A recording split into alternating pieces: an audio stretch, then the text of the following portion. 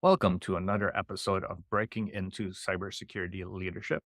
Today's guest is Tom Marshland, a volunteer chairman of the board at VetSec, which is a 501(c)(3) that provides transition assistance for veterans and others seeking employment after their military or of duty. He's currently in a skill bridge program and transitioning out of the military at the beginning of 2024. So he's the perfect person to talk to us about some of the challenges and opportunities that employers can have with military candidates that are coming out and how to provide them with the best environment to land on. Tom, tell us a little bit more about yourself. Hey, thanks, Chris. I appreciate you having me on. I've been active duty Navy for the past 22 years. I joined the Navy just before September of 2001, just before 9/11, and was in boot camp when 9/11 happened. I served in the Navy's nuclear power field, working on submarines for the last 22 years, culminating as the lead enlisted person in charge of the Navy's nuclear power plants on the submarines that I served on. And the last 3 years, I've been serving at a shore-based facility, providing some oversight for those submarines in a geographical location, and have been working pretty much since just before the pandemic started on my own transition out of the military and working on transitioning into cybersecurity myself. I have formal education from Western Governors University, which is a school I love talking about, kind of the competency-based learning approach that they take, and also a master's in cybersecurity from University of Charleston, West Virginia. Interesting. Outside of potentially the military putting you on a leader track, what made you want to lead versus staying an individual contributor? That's a good question. I really like the technical side of things, but the Navy's track for me, so to speak. When you get promoted in the military, you're automatically awarded kind of positions of greater authority and responsibility. And by that nature, I was forced into some of those leadership roles. I really enjoyed the ability to communicate to different teams and work on bringing them together towards a common goal. In 2018, the submarine I was on got to go up under the polar ice cap and surface at the North Pole, and did very well on other nuclear inspections and things that we had there as well, and very successful on our missions. And it was just really rewarding to see the success of a team that started on a submarine that had been in a shipyard environment for 5 years, where the proficiency of operating that ship at sea was extremely low, to the end of my tour on that submarine, where we were ranked as the number 2 fast attack submarine in the Pacific Fleet, and we were scoring excellence on all of our inspections. And just seeing the success and the growth of that team was just extremely rewarding for me. And combining that with some of the roles that I've had in the military where I've gotten the chance to work in IT and cybersecurity really cemented home for me that I wanted to get into the leadership side of things when I transitioned. And speaking of leadership, as the lead for vet tech on their board, what are some of the critical skills and capabilities that you see leaders need in order to excel within the military and or the private sector? I would say it's veterans bring a lot of skills when they transition out of the military that can be leveraged by both the cybersecurity industry at large, but specifically on the leadership side. I think the ability to clearly communicate is something that I see veterans have the capability that some other people aren't used to. The whole idea of the bottom line up front of what the gist of a problem is and how we're going to solve it. The directness that I see from a lot of members in VetSec. I also see struggles from the veteran community in my role at VetSec.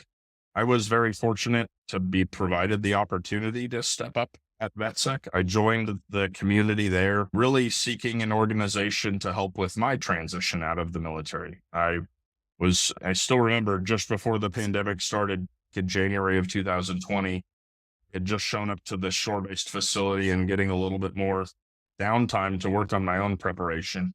I knew I would be transitioning out of the military this year, and I wanted to move into cybersecurity. I didn't know what I wanted to do, which is a whole nother topic. The 90% of the members that join VetSec initially want to be pen testers, hackers. That's 90% of it. And 90% of our role at VetSec is education on just what the different roles in the industry are. But within 6 months, the board was holding elections and they were turning over.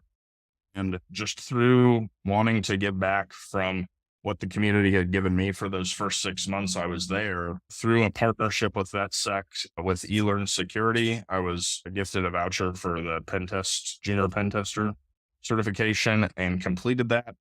And I saw just a really great welcoming community of military veterans who had transitioned into cybersecurity successfully and were giving back of their own accord, providing advice in the different channels, whether it was how to navigate your military medical benefits, your VA disability, or whether it was the technical topics. I saw just a wonderful community of people that were giving back, and I was quickly afforded the opportunity to help out myself. In my role, both in the military and at VetSec, the big takeaways or skills that I think are needed are the ability to stay organized and the ability to just clearly communicate. And that's both orally and in writing. Beyond that, I think that veterans always have come with a kind of mission mindset. And I think that's very applicable to cybersecurity. And I think that's why a lot of veterans find a home in the industry in cyber, is because there is that mission of defending the network or going after an objective and not stopping until you get it. And the relentless pursuit of those objectives, I think, is a big factor on how veterans can contribute to companies and help make them successful. And just a little plug for my other my other volunteer organization, Whole Cyber Human Initiative, that also helps veterans with their transition. To stray back to what you were saying, what are some of the challenges that you see with veterans finding their own in the private sector? You mentioned that there were some struggles there, both with finding a path and finding that sense of mission after the military. How can employers step up to the plate and potentially help them have a better landing? Talk a little bit about my own journey in that role. Members, and I don't want to speak for the group at large, so that's not what I'm trying to do here, but I see a lot of members who struggle finding a community after they leave the service. I see a lot of military members who had their unit or their command, and when they announce that they're leaving, when they make that decision, they lose form of a community because there's a sense of leaving the military from some of the leaders within the community as, hey, oh, you're quitting, or hey, you're leaving, so you're not a retention statistic for us anymore, so we don't need to care. And I see a lot of military members who join VetSec looking for some kind of a bridge there where they can still talk to military members who have gone through some of the same struggles that they have gone through. And they don't see that necessarily just with a new employer. I also see just a vast lack of education around how to transition. Going to my own story, I joined the military at the age of 17.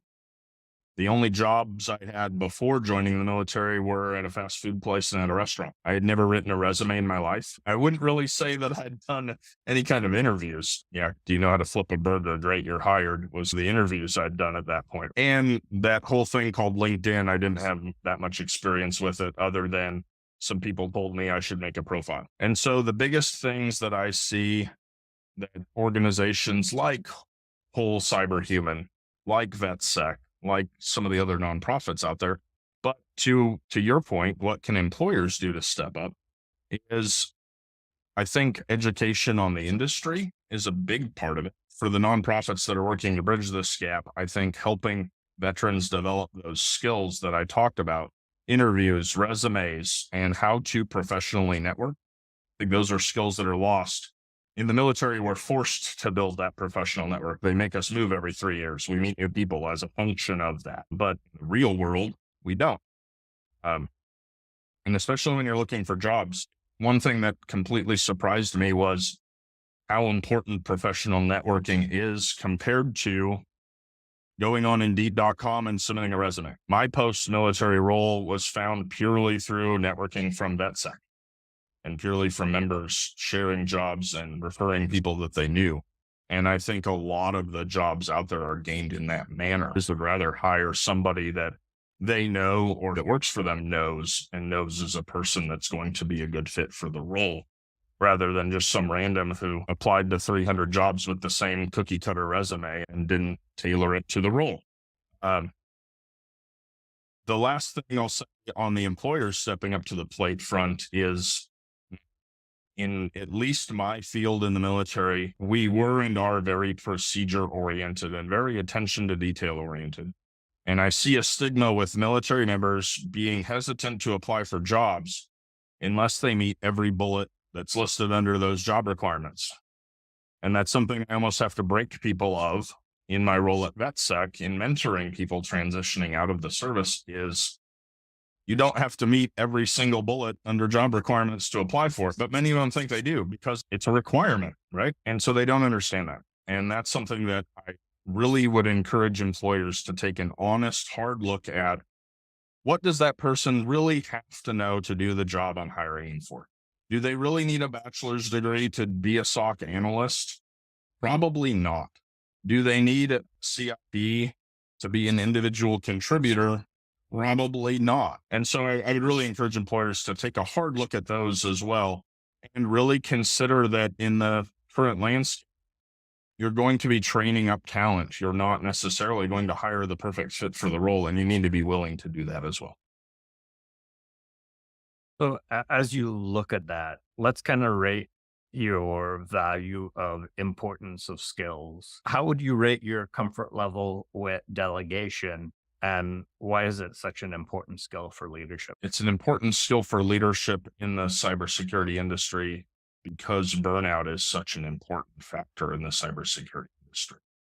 Someone who can't delegate is someone who's going to take on way more than they can handle, especially in leadership roles. And you have to be willing to place trust in the people that are working for you, that they're going to get the job done. And by that manner, as a leader in the industry, you're also responsible for making sure that you've taught them appropriately and that you have trained them appropriately. Going back to my last comment, you're not going to be able to just hire somebody and they're going to walk in and be performing 100% of that job description that you hired them for. There's an onboarding process and there's a time to learn that environment. In my current role, we work heavily with designing networks and designing scenarios that emulate advanced persistent threat groups out there. That's not something that somebody can walk in off the street, even with the skill sets in the scripting languages that they need, and just be able to do it day one. They have to learn the environment that they're working in. They have to understand the company's nuances and procedures. But as a leader, you have to be willing to delegate tasks down to the people that are the best fit for the role. Those tasks also will help them grow just as much as helping you grow as a leader and being able to accomplish more than a single person on a single task. So Tom, jumping back, how would you rate your comfort level with collaboration and why is it such an important skill? Collaboration is also an important skill. I would say my comfort level is less than on the delegation side because of the groups that I've worked in the military. I worked in very small knit communities where we didn't work with a lot of other kind of outside organizations that weren't really familiar with us. So that's still a skill I'm learning, but being able to, especially in this industry, it really is, you can go very deep on very singular technical topics. And being able to collaborate with other groups of people who are knowledgeable in other areas to develop products together is something that's pretty important. And you touched on this a little bit earlier with the bottom line up front communication, the clear communication definitely seems like an important skill. Anything you'd like to add to that? I think just being able to clearly articulate meaning is probably the most important skill that we're going to talk about here. Being able to clearly express what a technical problem or a technical solution means from a business perspective is the other point that I'd want to touch on there. As somebody who's working as a leader in the technical side, you have to be able to get the technical understanding from your team, but also communicate that to the people that are handling the business side of the operations. And that kind of weighs into the next topic. Why is influence such an important skill? I'd say, especially for veterans of the military, where you're no longer in that chain of command, per se. You just gave the answer there, Chris. It's because you can't just tell people what to do. You have to be able to, through your own knowledge and through your own background, show that you can be somebody that can be followed by people in your organization. And influence goes so much more beyond influencers in LinkedIn or anywhere else that you're finding people. It's really just going back to being able to show people that you can be trusted to get the job done and that they're willing to work for you and follow, because it's not the military. You can't just give people orders and get jobs done that way. And earlier you mentioned the value of networking in groups like VET's whole cyberhuman initiative and other areas. Any other advice you'd want to give for those transitioning out? I will say, just to plug VetSec a little bit more, those three areas that I talked about, education on the industry, but resumes, interviews, and networking, we've specifically tried to develop courses that have taken a lot of the tips that we've seen just from our own community platform, including what template to use, why you shouldn't use a photo of yourself in uniform as your LinkedIn profile, all things like that. I would just encourage people to take those courses, free resources out there, and also go to the VetSec YouTube page, because we had talks at our last conference on all of these topics plus more. And those are completely free and open to the public as well. Tom, thank you so much for coming on Breaking Into Cybersecurity Leadership. Truly appreciate your time. And folks, have a great rest of your day.